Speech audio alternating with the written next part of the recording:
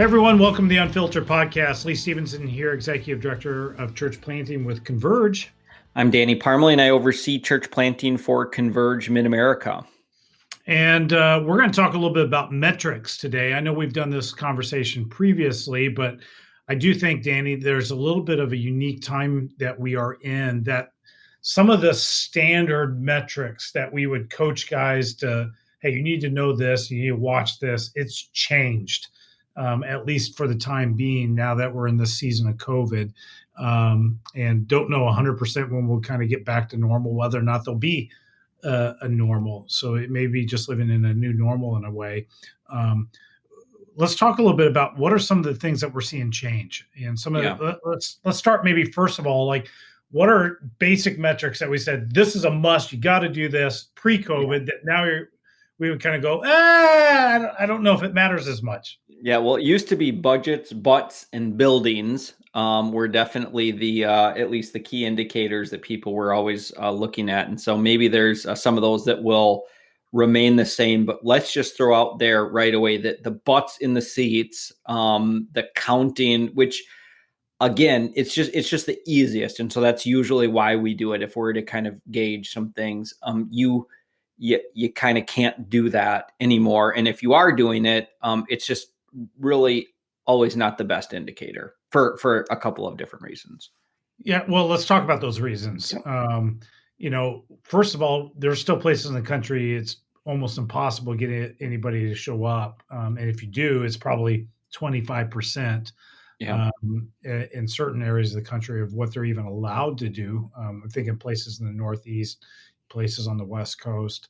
And so it's hard to indicate. Or I know, like for us, even in Orlando, where we're located in Orlando, is called Medical City. And we've got state-of-the-art hospitals, a lot of healthcare workers.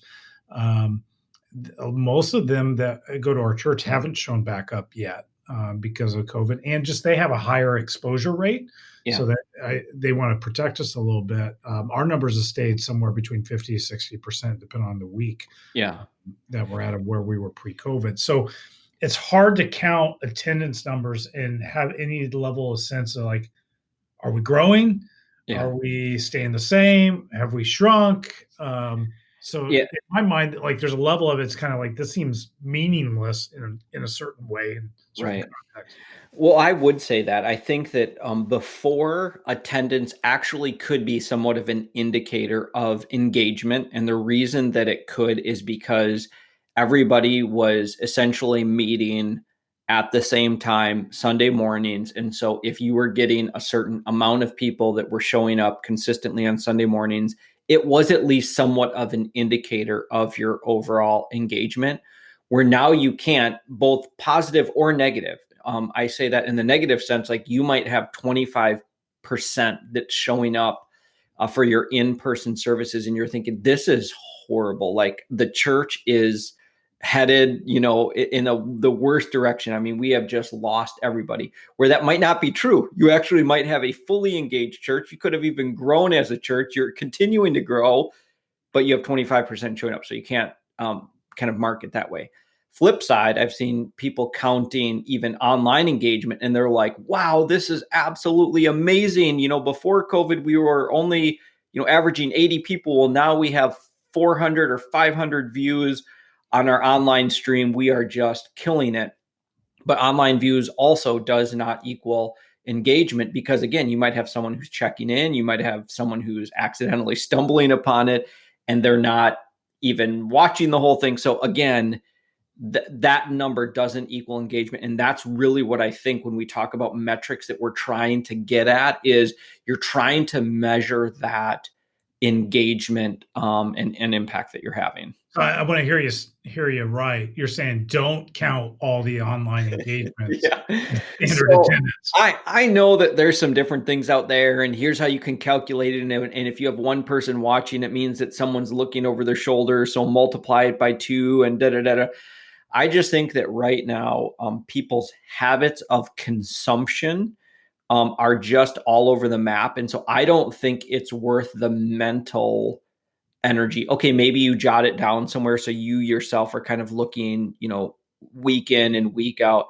I just don't think it's your number one indicator, and you could be wasting a lot of time chasing after a number that is somewhat meaningless. So Superficial. Yeah. yeah, so if I had a church planner that said, "Hey, Danny, here's the thing. I don't know how many people are tuning in because I'm not going to go to YouTube, Facebook, Instagram, whatever platform else they're streaming through the web.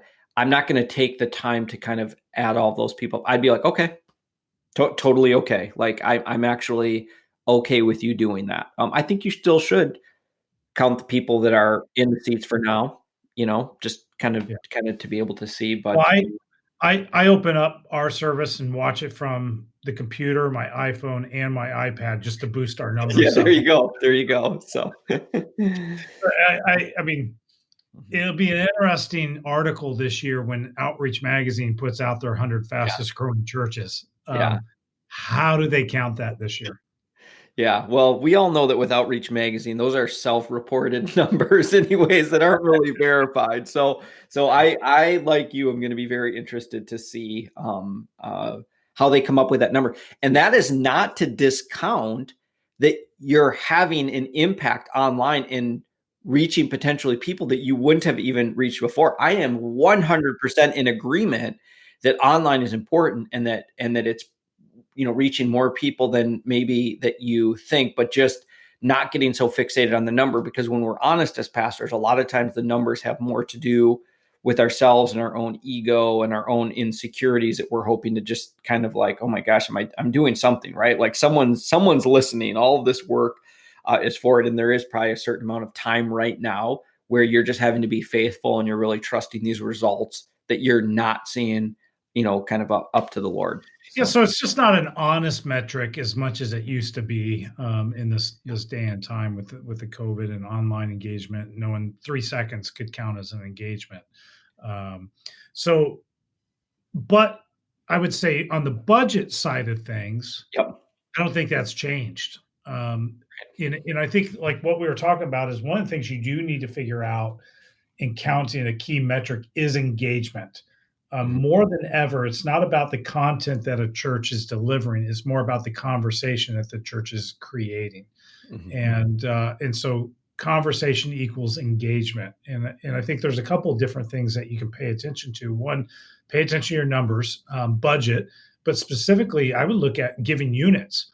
Is our giving units decreasing? Is our giving units increasing? And if it's increasing, it's at least showing you the fact that more people are buying into the mission, the vision behind the church than before. Yeah, I absolutely agree with that. And it sounds weird. That's like, yeah, budget's still a really important one to pay attention to. And I know that we just, we got done with a couple episodes specifically about budget and how to spend the money. But this is really looking at it for the engagement factor. That because I'll tell you what, if someone's just kind of perusing online or an accidental 3-second click, yeah, they're probably not the person that is, setting up their weekly or monthly, donation or tithe to the church. But you are able to monitor that a little bit more. And I know that for a lot of church planters, there was certain question marks with certain families. Are they still here? Are they not here? And one of the ways that they were able to even just kind of determine that is to look at giving. And of course, yes, you can do phone calls with people, but everyone right now, if they haven't showed up for a couple of weeks, all they have to say is, "Oh yeah, we're engaged. We're just not, we're not showing up on Sunday because we're concerned about COVID." Well, that's where again, people that are still giving, they're still, it's an indicator, not an absolute, but an indicator that they're, still with you, so to speak. And then I think another metric that's important to measure is impact. And impact is part of how are we creating conversation. How do you measure impact when only 50% of your congregation may be actually showing up in person? Yes, certainly not as easy as just counting people that are in the seats. And this is where story is kind of important. And I know that it can lean on anecdotal type of things, but you are looking for that quality. You want to hear the stories of where people are saying, "Hey, here's the message that I heard, and here's how it changed my life." Or if people are still involved in meeting together with small groups, even if it's virtually. Yeah, you know what? We're still meeting together in our small groups, and this person was going through a difficult time.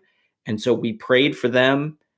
We helped them. You had talked about how, benevolence just amongst people directly was happening. So when those types of things are happening, then the church is actually being the church. And I think it's something that should be so celebrated, because it's like, oh my goodness, it wasn't even some sort of program, some sort of ministry that's like, okay, this is what we do. But the church was acting as the church. And so when you hear these stories, I think it's important for you as a pastor, first of all, that you're encouraged that the church is being the church, but then you also share those, because the more that you share those types of stories, the more it encourages other people to act and to be the church throughout the week, and no matter what the context is. Great, So, great. I think too, you can count like who's in some type of discipleship process, mhm. um, whether or not that's a virtual group that meets through Zoom, or whether or not there's a small group that happens to be gathering outside in a driveway. Like those are great stories to be able to capture, to Yeah, continue what you were talking about and share those, because sometimes those ideas will spark other ideas within your people. And all of a sudden you find out we've got 5 garage small groups that are meeting, and they're all bundled up in their parkas sitting around a fireplace or something like that, right. depending on what part of the country. Not necessarily Yeah, true here in Florida, yeah, but um, those are meaningful things that are immeasurable, really, when it comes to the health and movement of your church. Is how are people connecting with other people and growing in their own personal discipleship process? yeah. And I would say that, I am a big fan of surveys, not to over survey people, but it may be an opportunity to just survey your people and to ask, just a few different general questions like, hey, are you coming in person? Are you coming online? Are you meeting in a small group virtually? Are you in a disciple? So that you can get, now, of course, you're not going to have 100% participation in that, but it'll give you at least a little bit of a pulse on that. And then you may have some open-ended questions on there, because then it can be a learning experience for you. What would you hope for the church to to react or behave, or however you want to phrase that question? Where can we grow to help meet your needs, as well too? Or what are some things that you think you can offer during this time? And that, again, will just feed the conversation of engagement, so that people don't think that this is kind of like an extended snow day. Like, oh, you just get it. No one has to be a Christian or do church during this time. Exactly. Everyone just like take off for the next, 12 months or 18 months. So yeah, so I think that's a important one.